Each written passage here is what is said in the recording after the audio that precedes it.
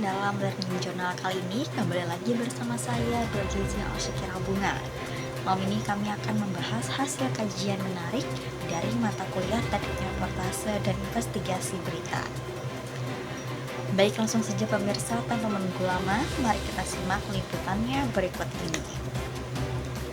Makalah yang disusun oleh kelompok 6 mengangkat tema analisis proses dan unsur penulisan jurnalisme investigasi. Dalam laporannya, mahasiswa menekankan bahwa jurnalisme investigasi bukan sekedar menyampaikan peristiwa, melainkan mengungkap fakta tersembunyi yang memiliki nilai publik tinggi. Mereka menjelaskan jurnalisme investigasi merupakan bentuk tertinggi dari kerja dunia jurnalistik, karena membutuhkan keberanian moral, ketelitian dalam meriset, serta tanggung jawab dalam bidang sosial yang besar.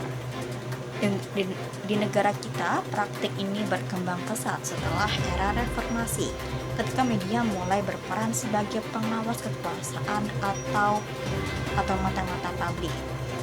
Dalam laporan ini dijelaskan pula bahwa jurnalisme investigasi memiliki 3 sifat utama: independen, berbasis bukti kuat, dan bernilai publik tinggi.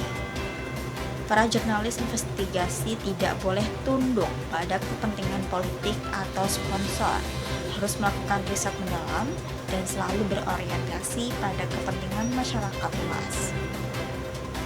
Selain itu, mahasiswa juga menguraikan berbagai jenis liputan investigasi, mulai dari sosial, politik, ekonomi, lingkungan, hingga kriminal. Setiap jenisnya menuntut pendekatan dan risiko yang berbeda. Tujuan utama jurnalisme investigasi adalah mengungkap kebenaran yang tersembunyi demi kepentingan publik. Melalui liputan mendalam dan verifikasi ketat, seorang jurnalis diharapkan mampu menghadirkan informasi yang akurat, berimbang, dan dapat dipertanggungjawabkan. Kelompok kali ini juga menjelaskan struktur penulisan berita investigasi yang ideal, terdiri dari pembuka investigasi, tubuh analisis yang berisi data dan kronologi, serta penutup reflektif yang menampilkan dampak sosial dari temuan berita. Makalah ini juga menyoroti 3 tahapan penting dalam proses jurnalisme investigasi. Yang pertama, praproduksi, produksi, dan pasca produksi. Pada tahapan praproduksi, reporter menentukan isu, merancang riset, serta menyiapkan strategi peliputan yang aman dan etis. Tahap produksi menjadi inti dari kegiatan investigasi, di mana reporter turun langsung ke lapangan, mewawancarai narasumber, serta mengumpulkan bukti dan data.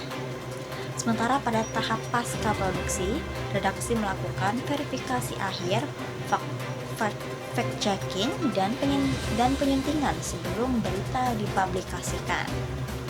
Menariknya, mahasiswa juga menekankan bahwa di era digital, jurnalis dituntut untuk menguasai data-driven journalism dan keamanan digital agar dapat melindungi sumber informasi serta mencegah penyebaran disinformasi. Dalam angket yang mereka sebarkan, mayoritas responden menyatakan setuju bahwa teknologi digital membuka peluang baru bagi jurnalisme investigatif, meski tetap membawa tantangan etika dan privasi. Pemirsa, kesimpulan dari makalah ini menegaskan bahwa jurnalisme investigasi bukan hanya sekedar pekerjaan, melainkan panggilan moral untuk membela kebenaran publik.